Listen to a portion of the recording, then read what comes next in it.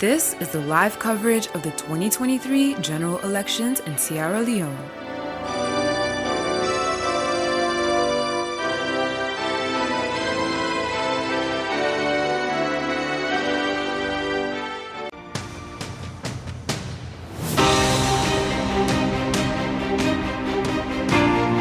This is the live coverage of the 2023 general elections in Sierra Leone.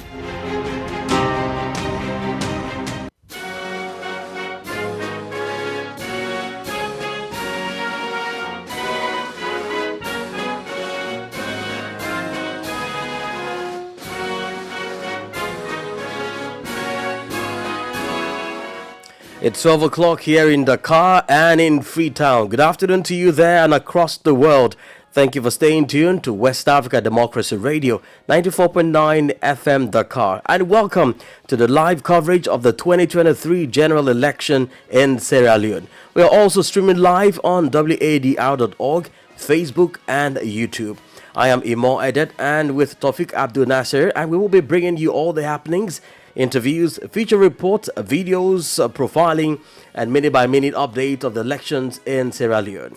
Right. In our morning edition, we brought you profiles and interviews with stakeholders, as well as live report on the field from our correspondents across Sierra Leone. In the studios here this afternoon, we will be having guests joining us to look at the election proceedings and other issues in the country. Don't forget, 3.3 million people are presumably going to polls to enjoy their civic right, which is the right to vote. However, this vote will decide the fate of 13 presidential candidates, including incumbent President Julius Maada Bio and former Justice Minister Charles Magai, as well as members of parliament and local councillors across the country. Well, again, in this election, it will take place in 16 districts of the country, and voting will happen at 11,832 polling stations nationwide. Let us also inform you that there are also 3,630 polling centers nationwide. Well, welcome again, once again, everyone, to Sierra Leone Decides 2023. Now we will cross over to Bo, where Paul Kamara is on standby. Well, before then, there have been some issues, Tawfiq, this morning as regards voting not starting early, election materials not arriving early. And, That's one key thing about the entire report was that you vote and you go back to your house. Unlike other countries, some of the experts actually caution. You vote and you wait to see your vote being counted. Right. But that didn't happen in Sierra Leone. Well, according to the Electoral Commissioner of Sierra Leone, if no candidate secure 55% of valid vote cast in today's first ballot, the top two candidates will go head off 2 weeks after the announcement of the first round result. Police stations opened this morning at 7 o'clock. We can confirm that. And it will close at 5 p.m. Otherwise, if they open late or started late, then they have additional hour aside the 5 p.m. Although there were reports of delay, like Tawfiq and I have mentioned, of voting across polling stations in the country, as reported also by our correspondent this morning. Well, so far, former President Ernest Bai Koroma cast his votes in the northern Sierra Leone this morning, same as incumbent President Julius Maada Bio. As Imo mentioned earlier, we do have in studio guest this afternoon. At the moment, we have Sheikh Mohammed Aidara, the chief imam and current president of the Sierra Leonean community here in Senegal. We will also be joined by Madame Kasum Chow, who was the immediate past president of the Sierra Leonean community here in Senegal. Thank you for joining us. Well, thank you, sir, for joining us on this live coverage. Yeah, thank you very much for having me here. Well, what's the mood like? Your country going for an election? It's very excited. After we have been hearing a lot of battles during the campaign, a lot of arguments. It's amazing to hear that today they are going to decide. Definitely everybody is waiting to see what's going to happen. So nobody is going to sleep or go to rest. That is hearing what is going on exactly, because we are able to want to know what is going on exactly, what is going to happen, and who to read. What have been some of the concerns, some of the things that you have heard from people back home What have they been telling you? Things happening in the country. Last night I heard that everything that going on peacefully. Okay. But way before that, every day there was something like a film, a dramatic something, fighting. You see, you even ask yourself if this is Sierra Leone, they say they are fighting for it. Because you say I'm fighting for a country or I'm fighting for something, I'm fighting for something, why do we have to fight? They say they want to build Sierra Leone to take it to another level. Then see the opposition people or the other people, the supporters, they're burning down the houses, cars, etc., etc. So then it means they are not going forward, they are going backward. So this is thing that we are really praying that it will not happen again after the election. Well, looking at the civil war, a lot of people are still saying that the country is yet to recover from, that 11 years of civil war. Right. Because when you see 11 years, I try to imagine every day for 11 years fighting, just like we are having in Sudan now for 11 years. What is it like coming out of that civil war and trying to build Sierra Leone? That impact, sadly, negative side. A lot of these young boys, girls, used to taking drugs those days. And that is still generating. And as long as that is generating and not stop, so the hearts are still wounded. They don't fear to do anything. As I've been seeing Facebook on medias, that people are taking this they call tamaro and the what's etc., etc. And this is something that can create a whip off, because taking that one, they're taking back to the war. Because those who are taking drugs, they were not really by themselves.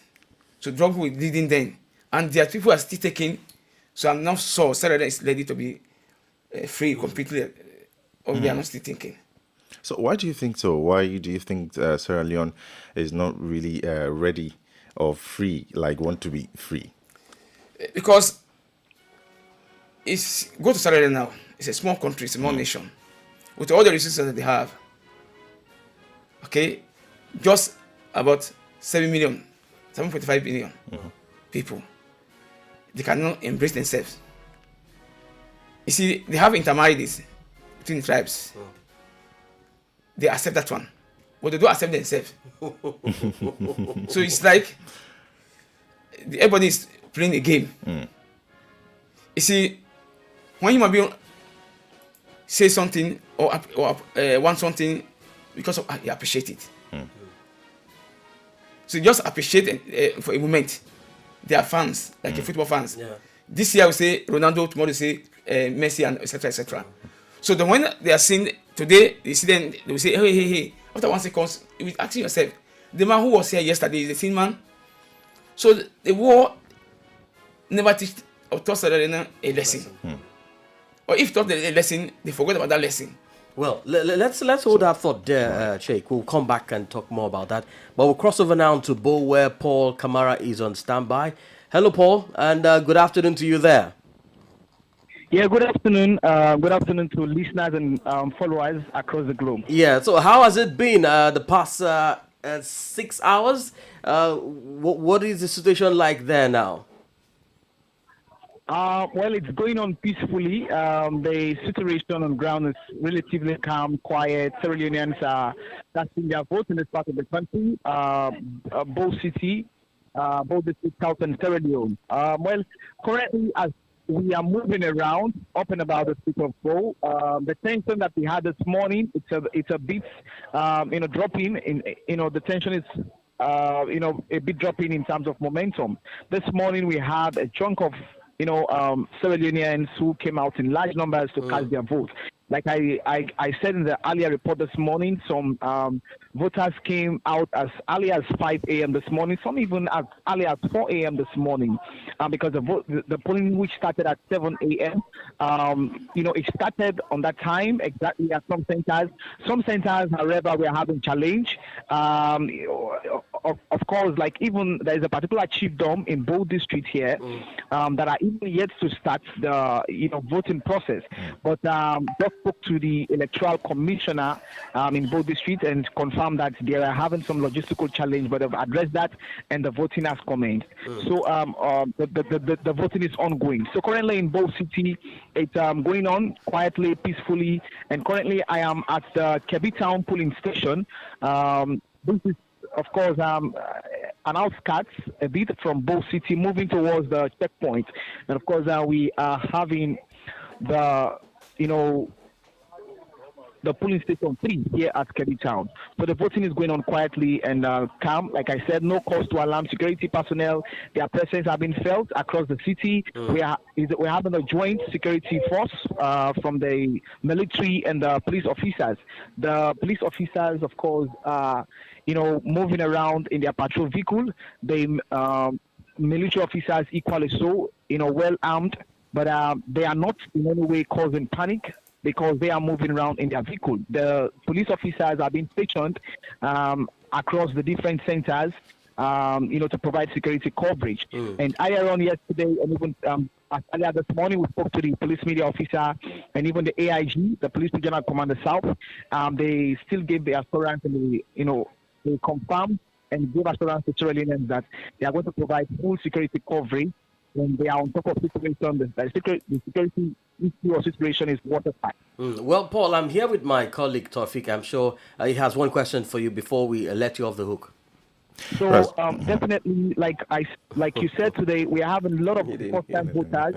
Like even Kebbi Town here, there is a first-time voter who will just tell us her name. Your name, please. Anita Kylie. Anita Kylie, how do you feel being a first-time voter to cast your vote yesterday? Well, the voting, it go well. All right. So what are you expecting from the next coming government? Well, we tell the government for like how we can vote so. Let God let peaceful business then. Let no harm not happen. All right, thank you very much. So that's just the first-time voter who has cast her vote. Of course, that was talking to us there. And, majority of them, before now, because this is a PR system, a new system, all not new in the country, but it has taken a long time, since 1996, this system has been introduced, but they are being educated mentally as to how to go about this particular process. So it's going on well, and they are very much excited. Some are excited and are expressing their concern, what they are expecting from the next government. Whichever party will be forming the next government, what they are expecting from them. Of course, so this is what is happening in both cities currently. All right, Paul, I was saying earlier that I am here with my colleague Taufik, and I'm sure he has a question for you before we let you go. Taufik.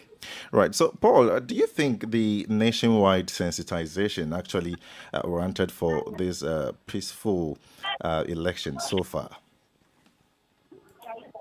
I didn't get you clearly. I said, do you think the nationwide sensitization warranted for this peaceful process as you described earlier? Yeah, sure. The nationwide sensitization actually yielding fruits and is having dividends so far. In Sierra Leone, both cities to be specific, across all the centers, I haven't had any, cause to alarm, because it was like, a collaborative effort from all stakeholders, from all players, the media, civil society, Electoral Commission for Sierra Leone, ECSL, the Political Parties Regulation Commission, PPRC, international observers, local observers, several institutions all have been sending peace messages, because prior to this election, the tension was very, very high up there. Even in both cities here, instances leading to the election was quite worrisome. It wasn't actually good. But with all this, the political party, leaders and international, national observers, have been coming up with a statement calling on Sierra Leoneans to maintain the peace, to keep the peace. Because even in Bolivia, we had the party office of the main opposition, APC, burnt down, and another individual, of course, that is that is allegedly, part of the main opposition. We had the house being burned. So there are several issues of violence leading to this particular election. And the presidential candidate of the main opposition, All People's Congress, came out with several, concerns. They even had a press conference. We had invited journalists. They raised several concerns, issues, which mounted all that tension, among their supporters. But finally, prior to the election, he called on his supporters to calm down, to come out peacefully and vote. I think that message was, really eased down their supporters, especially because we are having the two main political parties, the SLPP, having the current President Julius Maada Bio, who is going again for his second term, and we are having Dr. Samora Kamara, who together again vied with Dr. Julius Maada Bio in the presidential elections in 2018, who was defeated. But right, they are Paul, again going into the contest. Hold your thought there. We'll come back to you, Paul Kamara, live from both. Thank you so much for talking to us. But we'll come back to you in the course of the broadcast. All right, so let's talk a little bit about the economy, Sheikh. You're still very much here in the studio. Yes, that is the foundation. That is the main thing of country. any country economy. If the economy is not working, then something is wrong. Right. So how would you describe this economy in the past 5 years? It's very difficult. Generally, it's very difficult, but I've been there. The inflation was too high for the last 5 years. The dollar was flying. And very sadly, Senegal was one of the country, they are working, it's a Leone country. But when you go to market, they give you price in dollar. So it means the Leone is not working. You want to buy a phone, you want to buy anything, you go to market, they say this is what, even the house rent, they are acting in dollar. Wow.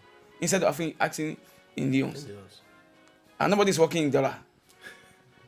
So if you want to buy something or pay the house rent, you have to go and change your money back, or you give the rate to them because nobody asks to pay in Leones. And that makes it difficult for even the common man. The common man. So one of the sad things, people don't like their own currency. So that is one. Secondly, whenever the dollar is increasing, the prices are going up. Even the layman in the booth selling the pepper, selling the whatsoever, gari, as whatever, etc., also increases. The dollar is going up. So do you think you don't have petrol the price control? The price control is not working because everybody say the dollar is going up, and there are even old men in the village say the dollar is going up. But if asking what this, bring dollar in front of her, can I even decide is it dollar or not a dollar? But they are all talking about dollar.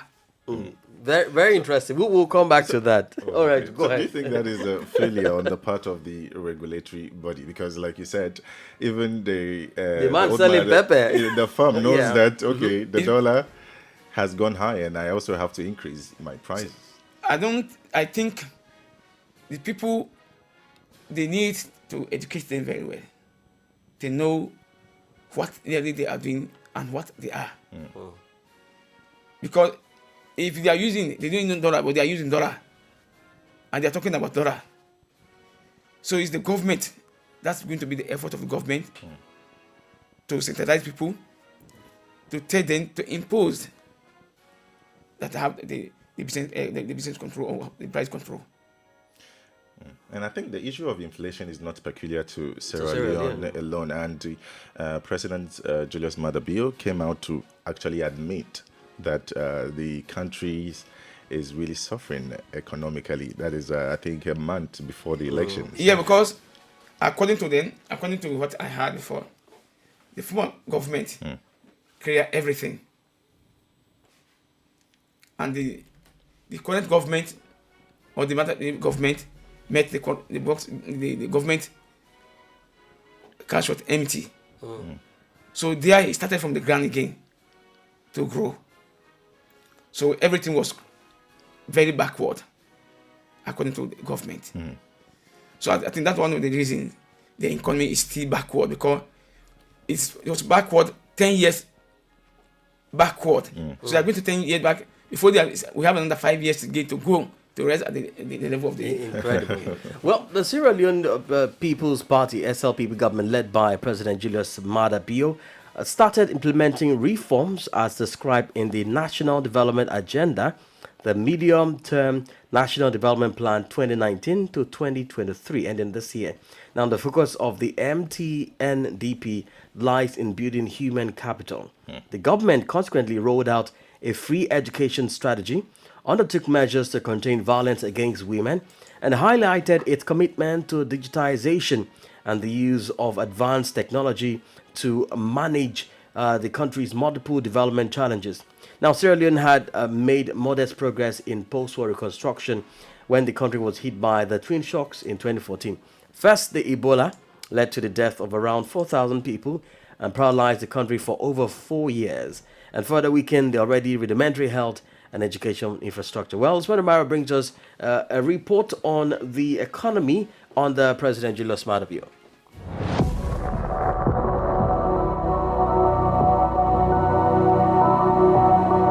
Economists have described this election in Sierra Leone as crucial and a huge task for the over 3 million voters to decide the future of the country.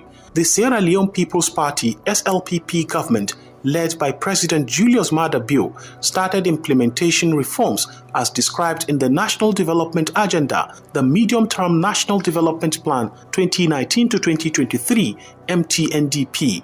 The focus of the MTNDP lies in building human capital. The government consequently rolled out a free education strategy, undertook measures to contain violence against women, and highlighted its commitment to digitalization and the use of advanced technology to manage the country's multiple development challenges. As in the past, ambitious development agendas are hindered by fiscal limitations, corruption, and systemic dysfunctionality. Sierra Leone had made modest progress in post-war reconstruction when the country was hit by the twin shocks in 2014. First, the Ebola virus disease, EVD, led to the death of around 4,000 people, paralyzed the country for over a year, and further weakened the already rudimentary health and education infrastructure. Sierra Leone depended on extensive international support to successfully fight the pandemic and had to use financial resources which could otherwise have been invested in the implementation of pressing political and economic reforms. Second, commodity prices of the world market went down, and due to Sierra Leone's dependency on the export of minerals, impacted negatively on domestic macroeconomic development. In 2015, the economy shrunk by more than 1/5. Over the following years, the economy started to recover, mainly due to a resumption of iron ore production and increased activities in the agricultural and construction sectors. Abubakar Tarawali is a policy analyst of the budget think tank group called Budget Advocacy Network, BAN. There is a slump in the growth of the economy in Sierra Leone, because when you compare the domestic revenue generation to the percentage of GDP, you have various contributions. For instance, in 2019, the economy grew by 3.5%. That is the domestic revenue generation to the GDP. It gets better in 2019, 5.3%. But then there was a slump in 2020 when we had the COVID-19. There was a contraction of minus 2.2%. But again, in 2021, all the formula worked because there was an increase revenue growth of up to 4.0%. But then it dropped again in 2022. The revenue contribution to the GDP was 3.8%, and in 2023 it is projected to grow by 3.1%. So if you look at this, you cannot say it's a safe ride, looking at how much expenditure the government incurred relative to the revenue. So government is more or less spending far more than it is planning and it is receiving. Yeah, of course, because if you look at 2019, when you compare the trend, they plan on spending about 15.1%, higher than the revenue that is earmarked to be generated, that is 13.15%. So when you continue to have a states like this, it only means that there is the government continue to present a deficit budget. Shortly after the severity of the COVID-19 pandemic became known globally, the government announced a state of emergency and a nationwide lockdown in March 2020 to counter the COVID-19 threat. The challenge to the government remained manifold. It needs to further implementation of the overall goals set out in the MTNDP, while at the same time trying to bridge the additional fiscal and social gaps caused by COVID-19 pandemic.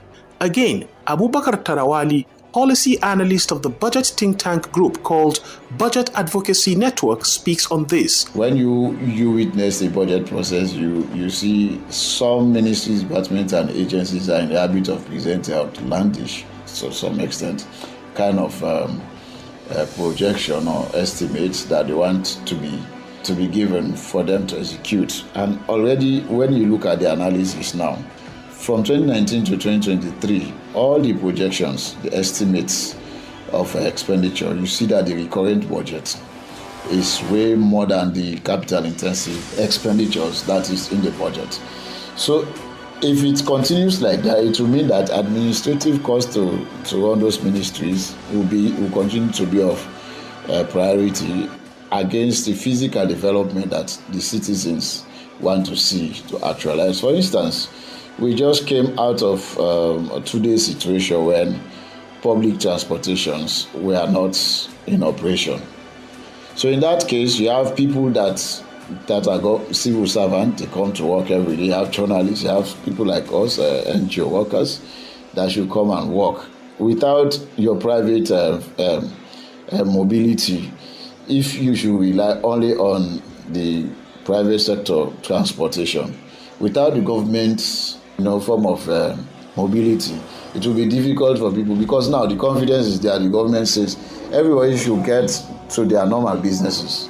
But then when you come to the street, you not see a private poda or taxi that will take you to your destination. The MTNDP meant for the population has been viewed differently, not after the interruption of the COVID-19 pandemic. This brought mixed feelings among the population, who groaned in the aftermath of the pandemic. Here is their assessment. In the past 5 years, honestly speaking, the economy was in serious shambles. There was a lot of economic strength, when it comes to what we call real economic growth. The country did not experience it. And for that reason, we will see, a lot of increase in prices and food commodities, and throughout the country there were a lot of fracas, in the area of, local commodities in the country.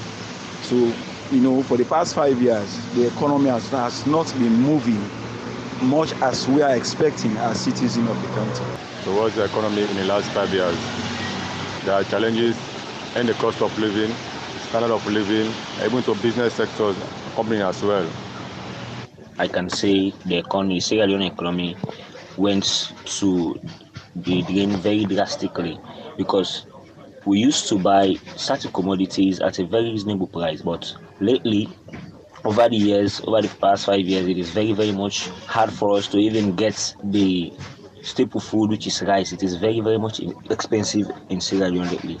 The new government and the new president that will be coming, I will be expecting much from him, more especially in the area of tax reduction, because as far as I am concerned, the tax inflation, more especially on local commodities. Despite the fact that corresponding strategic goals have been the subject of national development agendas since the end of the war in 2002, Sierra Leonean governments have failed to successfully diversify the economy. Corruption is endemic. State infrastructures are deficient at all administrative levels. The majority of the people live in multi-dimensional poverty, and disaffection among youth is growing. Overall, the prospects for political and economic transformation in the near future remain at the edge. According to economic watchers, this election is crucial, especially as the next administration is expected to consolidate the wins of the medium-term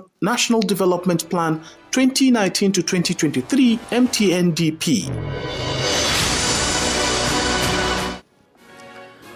All right, welcome back from that report there by Usman Mara about the economy of President Julius Maada Bio in the past 5 years.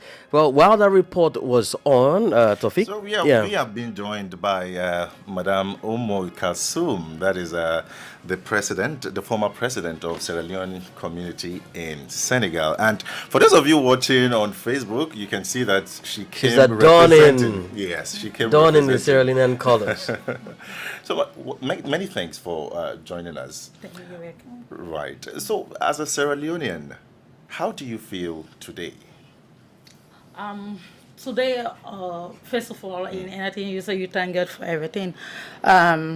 Like for now, we are not here. We are not there in Sierra Leone, but all our mind and our soul is there with our people in the country. Right.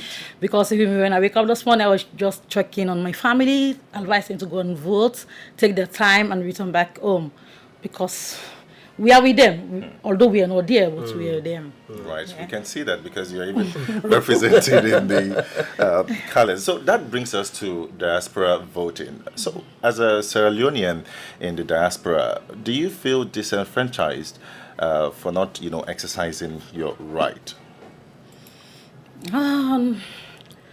Yeah. So in other words, you would want a case where it's possible for people in diaspora to also vote. Vote, yeah. Because like now, if you look the amount of Sierra Leoneans in Senegal for now, because before it's just a small amount, but now the people are just coming every day, especially the youths.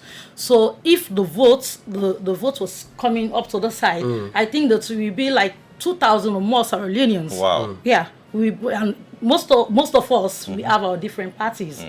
So it is very important for the vote to go to the diaspora. What are some of the things you get, some of the news you get back home from your people in terms of how this administration, in fact, before that, when last were you in Sierra Leone? Let me ask you that. I was there last year in February. Okay, so what was the mood like with the people? Did you hear complaints? Did you hear excitement about how the country was at that point?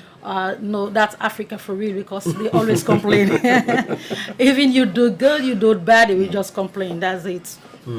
So you have been a former president of the Sierra Leonean community, and with the kind of picture you just painted now, you said that a lot of youth have joined, and you gave an estimate.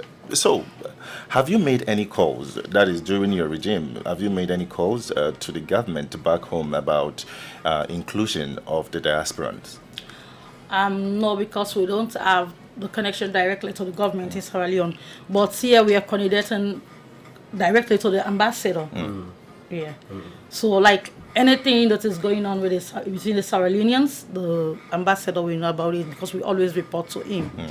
To them. You said you're up to 2,000 thereabout here in Senegal. In Senegal. So that by the time maybe diaspora voting is allowed, you may have more numbers adding up to what you already have in Sierra Leone. Because now Sierra Leoneans are everywhere. We have majority of them are in the city called Jamniajo. Okay. There's a place where they work with. Some are in Sinja, in Pout, Chess, Kaolack, Dakar as well, like you're of those other areas.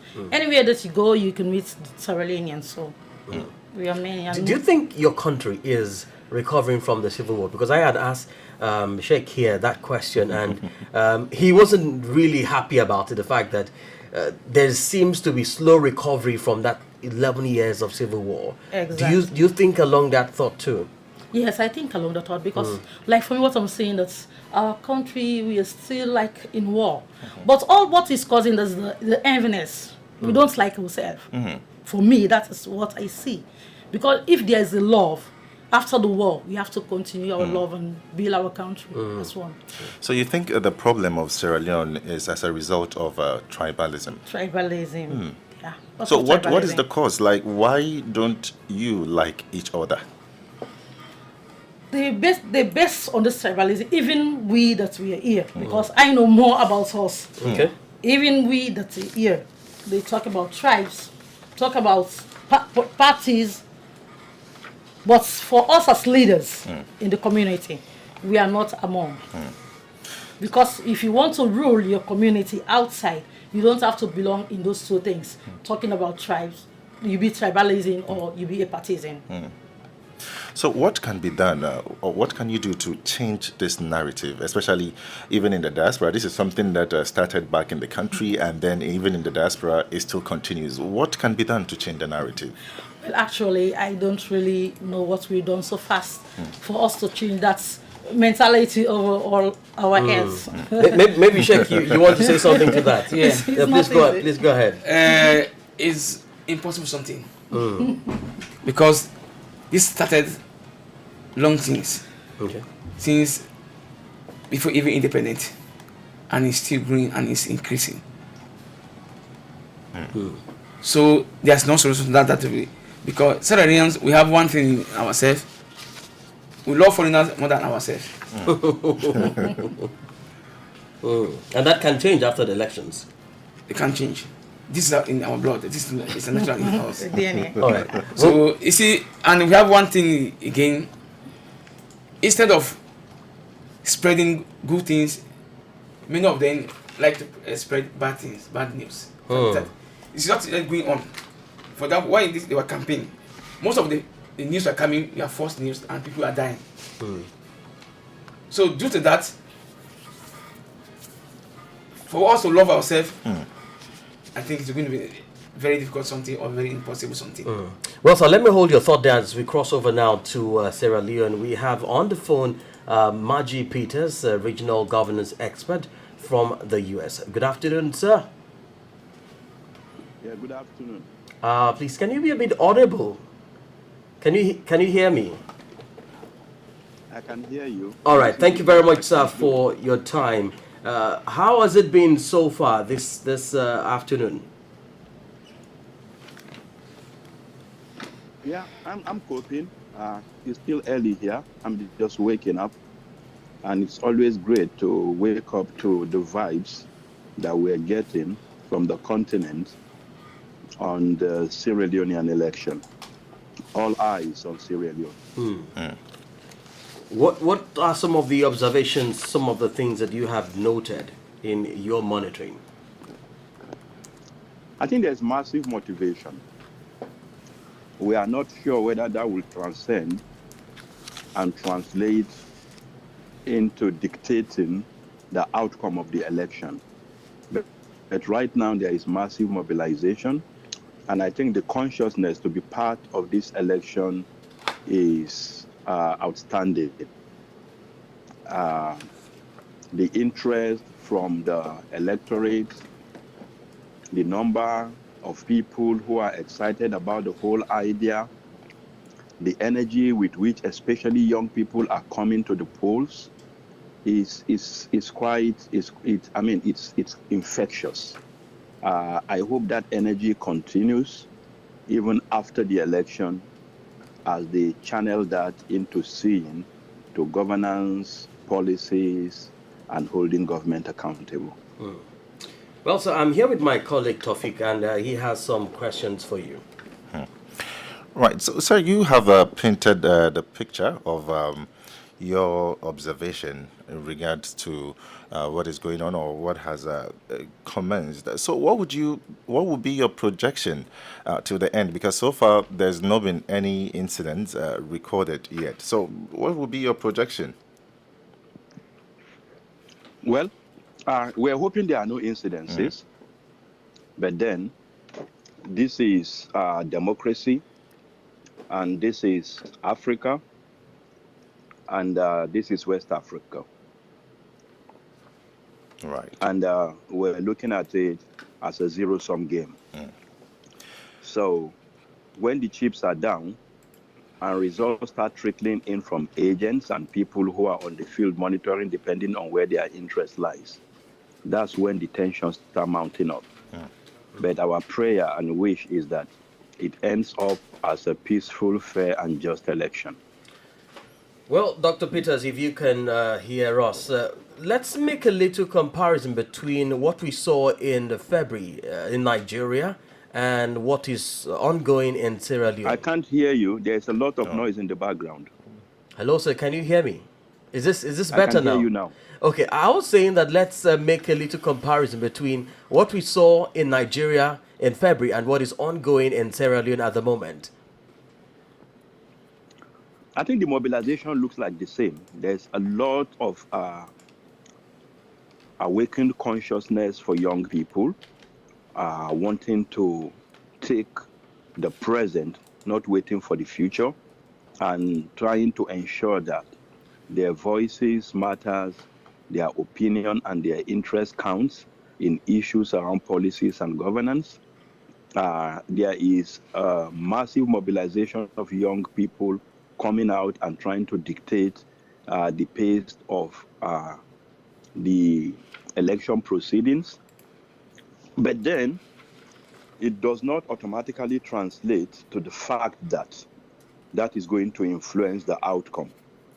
And then there is a more massive and stiffer opposition, which has become like a historical opposition between them. Kamara and Bayo are not new. They're not rookies on the pitch. They've always been at each other's other side. So I strongly see a lot of similarities, the mobilization, the interest, the energy with which young people are coming into it, the massive increase in number of people who register to vote. I think there's a lot of similarities that we are noticing between the Nigerian election, the general election they had in Nigeria in February, and what is happening now in Sierra Leone. So diaspora voting is something we were discussing earlier before you joined us. So what do you make of diaspora voting, especially in Sierra Leone here? There is over 2,000 Sierra Leoneans, and I believe in other countries as well, there are a lot of Sierra Leoneans who don't have the right to, exercise their franchise. So what would be your call, or what do you make of this situation? I think the whole idea of diaspora voting is very appealing, in that it gives an opportunity for citizens of the nation, irrespective of where they are, to participate in the issue of governance in their nation. But the truth is, do we have the technology to keep that going? Two, the issue we've had, even in my country, Nigeria, when we had conversation around diaspora voting, is as much as it is very good for people who are Nigerians, irrespective of where you are, for you to be part of decisions around governance in your home state. But people are skeptical about allowing people who are not resident in the country to dictate and influence outcomes of election. Especially people that finally have dual nationality. So what happens? And then the mobilization and intensity of those in diaspora, those who have never been to the country, those who might never return to the country, and all of that. Those are the conversations that are coming out. Other countries, and I always say, but other countries are doing it, and it's yielding results. And they said, yes, the commitment of patriotism of those people outside of those spheres of nations that are doing that might be different from what we see in Africa. So, it will be good for everybody to be able to exercise this franchise if you have a loyalty to the nation. It will be good for us to create a platform where people could walk in, even if you cannot do it virtually, walk into embassies, high commissions, or country places outside the shores of the nation to cast your votes. It would be good if we're actually going to say, okay, there are forms you could download, you put in your country details and everything and mail in elections. But then it has to be what we think will work, and it will not influence the outcome of elections negatively for the interests of those who are outside. Very well, Dr. Margie Peters, Regional Governance and Security Expert. Thank you so much for talking to us. We will come to you in the course of the election today, much later on our broadcast. Thank you so much for your time. Thank you. We cross over now to Freetown, where Patrick Salia is on standby. Patrick, what has been happening in Freetown? Hello, Patrick, are you there? Yes, I am here. So can you paint the picture of Freetown to us currently? Okay, so Freetown is hot, and sunny right now, even though it's the rainy season. Yesterday, it rained almost like cats and dogs in the capital city here. And today, fortunately, well, some will say it's a blessing because since this morning, it's been sunny and shine. And no, Patrick, if you say God wanted the election to hold, that's why it didn't rain. Hello, Patrick, are you there? The Hill Station community in Freetown. Yes, I'm here. Well, Patrick, how about the voting of the incumbent Julius Maada Bio and by Koroma? We understand that these two have voted in their different constituencies.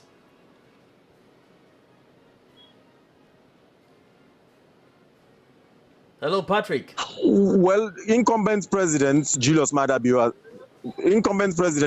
Bio has already cast his vote at the Wilberforce Hockey Pitch community at the military barracks where he registered. His opponent, his main challenger, Dr. Samora Kamara, is yet to cast his ballot at Mafafield Community, Lumley, where he registered. But we understand anytime shortly he will be casting his. Wow, the network. Well, Patrick, if you can hear me, you mentioned earlier in the morning that voting started. John. Okay. Patrick, maybe we'll try and reconnect with you. Yeah, I think he's okay. back. You're there. Please go ahead. Go ahead. Yeah.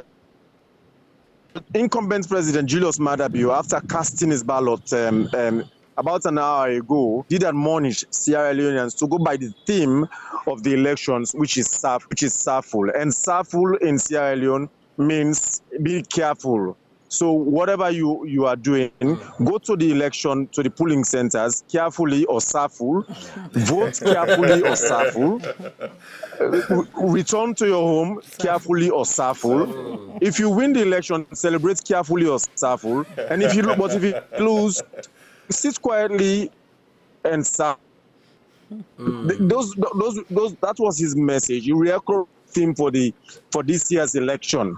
And he did admonish also Sierra Leoneans to come out and cast their ballot because it determines their future. In fact, he came along with his last child and the wife as well, Mrs. Fatima Bio, as usual in their last elections, to cast their ballots as a first family of the state.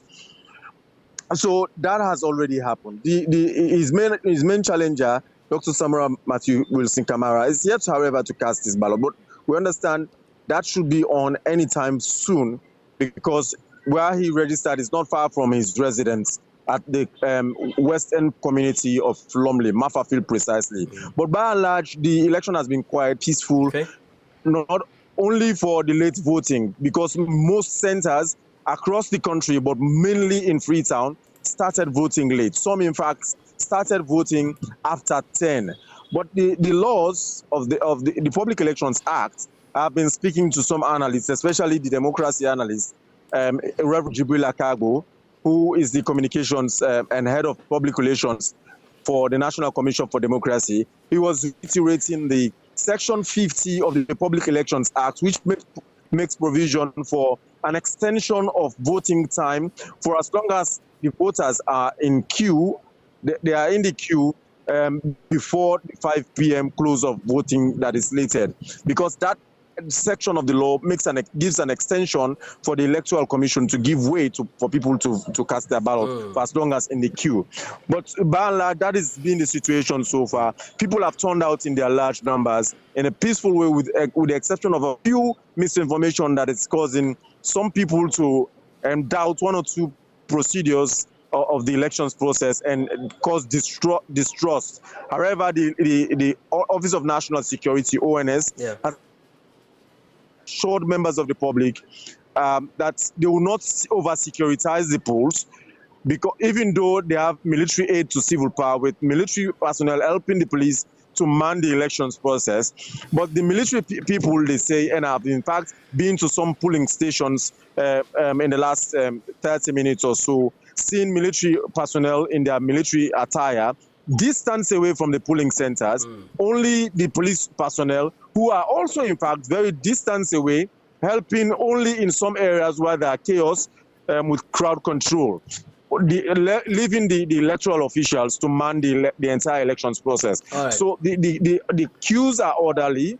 with the exception of a few areas, and with the exception of a few and some areas where voting started very late. In some, in fact, after 10 o'clock. Patrick, just before I let you Safu, careful. Now, quickly, will there be an extension of voting time for those polling stations or centers that started late?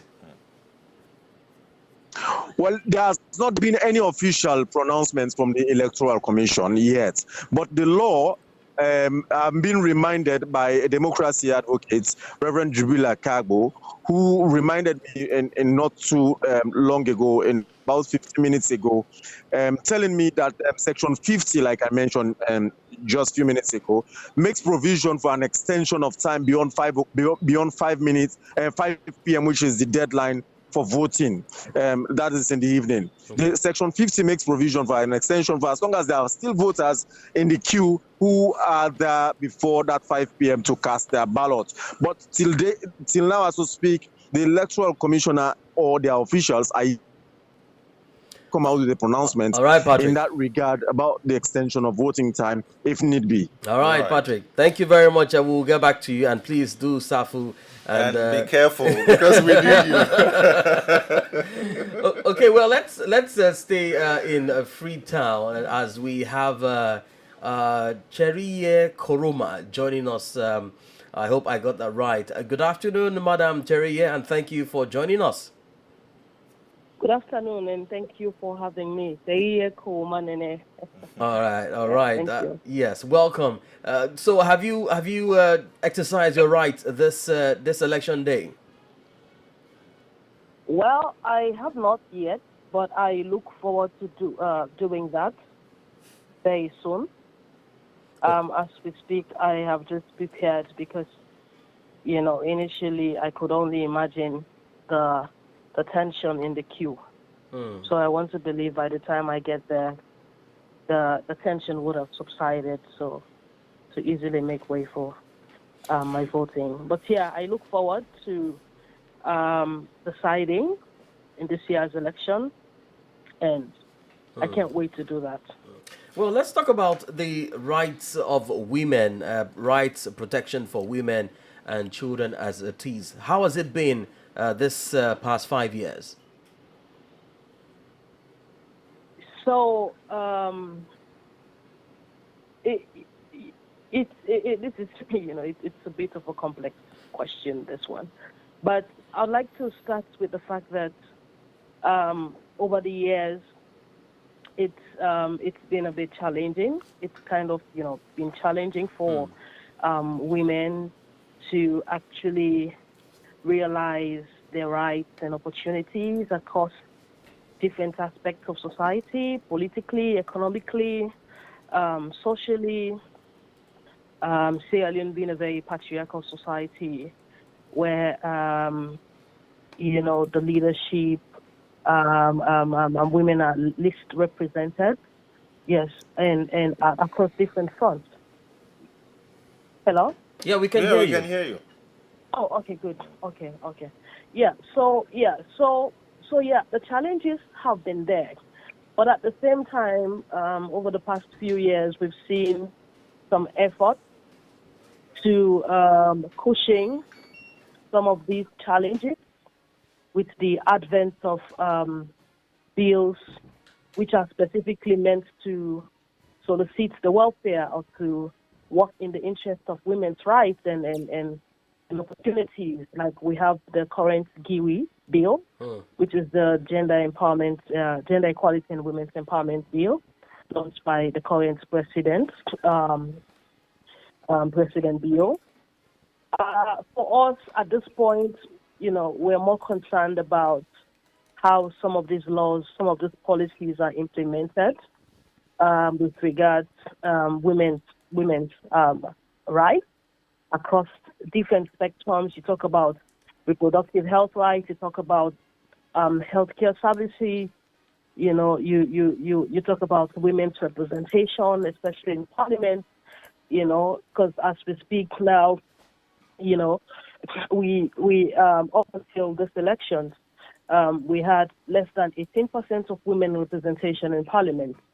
Yeah, and for us, with the GIWI, which essentially kind of caters for at least 30% of women representation on leadership platforms and specifically on political leadership, we're quite hopeful that this could have been the time to seize the opportunity of guaranteeing women's equal representation. But unfortunately, it doesn't seem like things are going as we're expecting, because currently, there's a new electoral law, electoral policy around how we vote, which has to do with the proportional representation, which is quite different from our previous voting, voting pattern. So now we're voting for, especially for the members of parliament, we're voting for the political parties, than more than we're voting for the individuals themselves. So in that case, now that with the PR system, the political parties have to present a list of their candidates, which could potentially be elected in parliament if things favor them. Okay. We're expecting to have like a sort of zipper system on that list where, you have one man, you have one woman, one man, one woman. All Especially for the traditional parties, the SLPP and the APC. All right, Madam Kamara. They happen to have a good Yes. We will get back standing with Madam Kamara. with the I may leads have they to have hold your thought there, presented. please. I may have to, Yeah. because we're out of time, and we will Yeah. continue this conversation much in the evening, evening broadcast. Then we'll have time to talk about Can you it. speak a bit louder? I'm getting you from afar. Yes, I said we will continue this conversation in our evening broadcast. We are really out of time now. But thank you so much for your time and for talking to us. Okay, you're welcome. All right. Well, let's come back here to the studio. Well, you were excited by that comment. Really So one man, one woman, one man, one woman. Well, so that means women are being denied much of the inclusion in politics when it comes to Sierra Leone. Yeah, it's not just only in politics, even in leadership. They always criticize the women. And I believe one thing for sure is what a man can do, a woman can do better. Because the same ends that they used to put on their trousers are the same ends that we used to put on our dress. Okay. So we can do better. All right, sir. You agree to that? You see, there are certain positions that a woman will never lead. For example, that is based on us by Allah himself. For example, husband. That's why that post, that position is mainly for men. Okay. So they can be president, they can be other things. But you cannot be a husband. So do you agree that what women can do, women cannot do all what men can do? Yeah. But we can do better. Yeah. You can, we can do there are better. certain things. Right. So, no matter how big, we have to look at certain areas. But any successful man, there is a good woman at the back. Yeah, at the back. You see, at the Because back. if the woman is not, if the woman is not a good person, then at the back, the you man see, will here not the be statement, good. you see, at the back. There is no argument. At the Well, back. madam, before we wrap up this discussion, what are your expectations? The elections will be ending in, let's say, in 5-6 hours. What are you expecting for Sierra Leone? For now, my own expectation, I just expect a peaceful election going on, and I pray for free and fair results. Okay. And the country to be in peace. Indeed. Well, Check, your thoughts, your final thoughts before. I pray for the country and the people living in the country. So there will be a peace, a total peace in the country. Because no matter how a bad flare up, the heart is on the floor, on the ground. Right. Indeed. Peace So is no matter what what happen, we are preaching. Right. No matter what happen, our heart is there. Yeah. Very true. Very true. I mean, even if there's struggle back home, your mind cannot be at rest. Of course, because you here have family back home. in Senegal. Right. Right. Thank you so much, Sheikh Mohammed Aidara, Chairman and Chief Imam here, Sierra Leone Community in Senegal. Thank you, sir, for your time and for coming. And of course, Madam Umu Carlson Cho, she was the former president of the Sierra Leonean community. Thank you so much for coming and for wearing this beautiful jersey to the studio. Thank you. Thank you very much for having us. We appreciate it. You're welcome. You're welcome. Well, that's a wrap on this second edition of the live coverage of the 2023 general elections in Sierra Leone. Many thanks to the production team of Abdullah Hassan, James Japon, Maudo Juf, Francis Bondeface, Mustafa Sek, and of course Inyas Bilimo. I am Imo Aidet, and of course Tawfiq Abdul Nasser is here. Right, and thank you for joining us. Thank you for being with us, because we are going to bring you more. Indeed. Up next is the French version led by Sani Sabo and Patrick Degbevi. All right, stay with us.